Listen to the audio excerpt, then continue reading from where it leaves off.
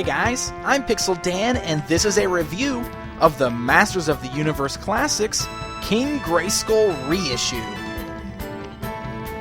King Grayskull was the very first figure released in the Classics line.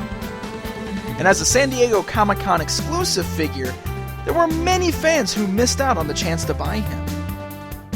Mattel has finally given fans a second chance by reissuing the King in the standard Masters of the Universe Classics packaging with some paint deco updates and cool new accessories.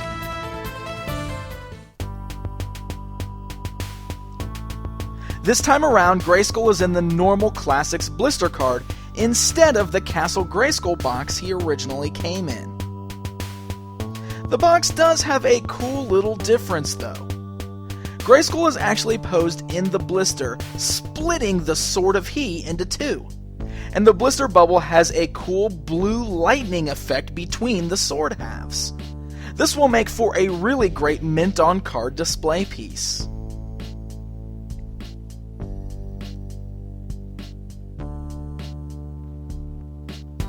As always, the back features a look at other figures that were available in the line, as well as a brand new bio for King Grayskull.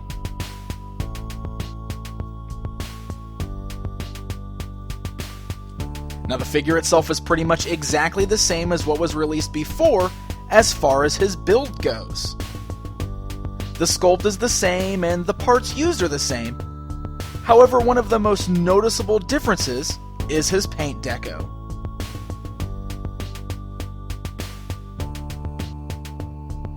This time around, the cape is red instead of brown, which is actually closer to the color of his cape in the MYP cartoon series.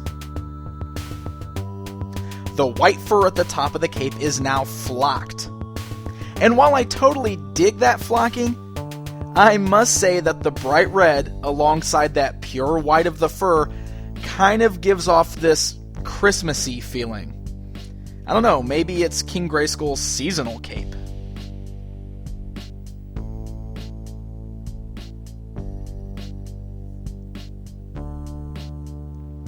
The power harness is a little darker brown this time around.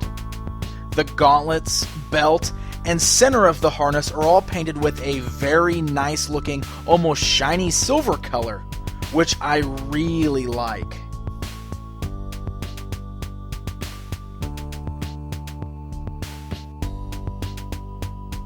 So let's stand the two Grayskulls side by side so you can really see the differences. Take notice of the faces. There actually is a difference between the paint job here, even though the sculpt is the same. The original release was a lot more cartoon looking, while the new face seems to have a darker complexion, dirtier blonde hair, and the eyes are even painted differently.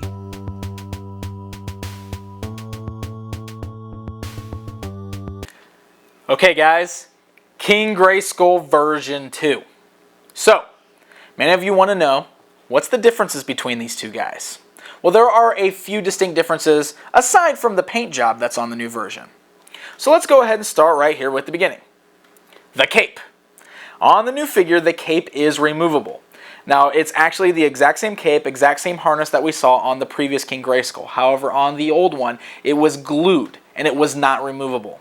This time around, the cape actually comes right off.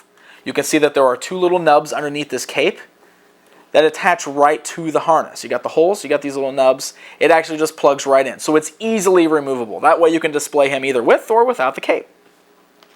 Also, the back of the harness has a removable piece.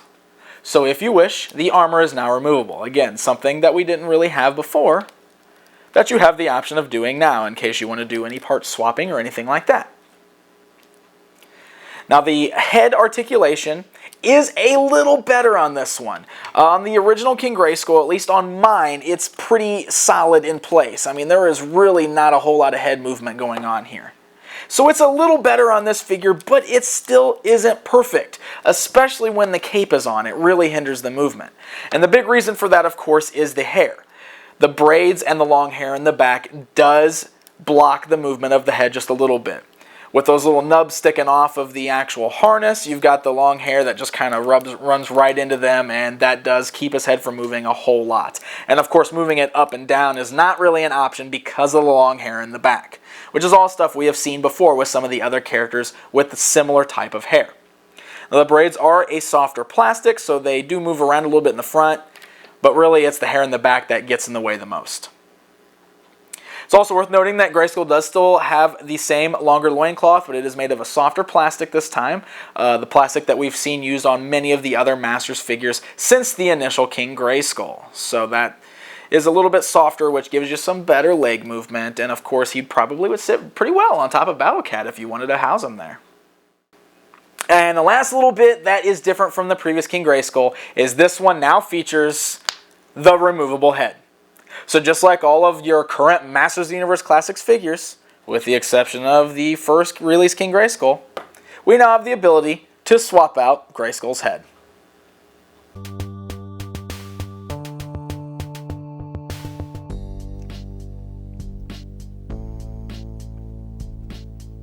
Now let's take a look at his accessories. As seen in the package shots earlier, Grayskull comes with the two halves of the power sword cast in the classic gray color. This is the first time that the male and female halves of the sword have been released in this gray and silver coloring.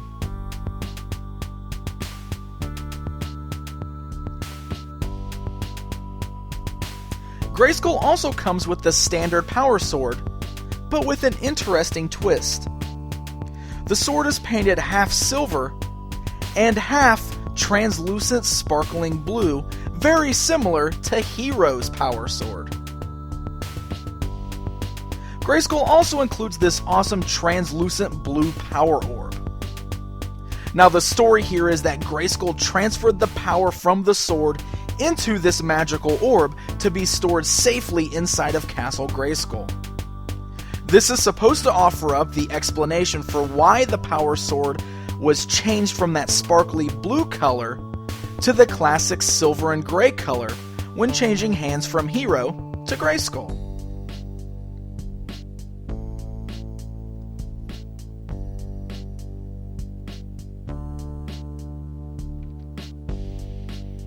So let's have a little bit of fun with Grayskull here. Remember that 2000X styled power sword that came with Man-at-Arms? Well, that sword goes perfectly with this new King Grayskull figure. The silver used on that sword almost perfectly matches the new silver used on this figure. This is a great way to display a more cartoon-accurate version of King Grayskull.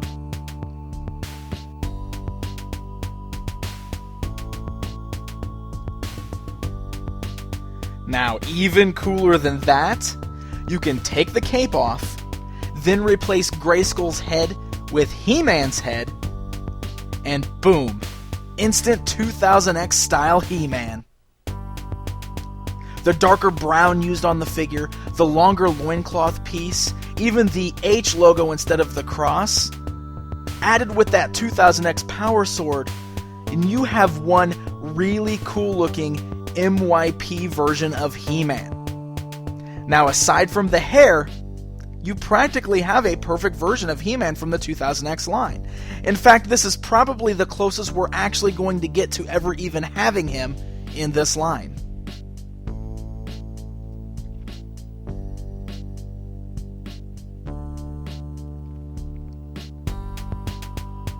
For fans that missed out on King Grayskull the first time around, this is a great refresh to pick up. But even for those collectors who already have him, there are still enough differences here that you're probably going to want to buy him again. And personally, with the exception of that red cape, I do feel that the overall paint job on this Grayskull does look better than the first release. And I'm incredibly happy with the option of displaying him with He-Man's head. I just think that is too cool.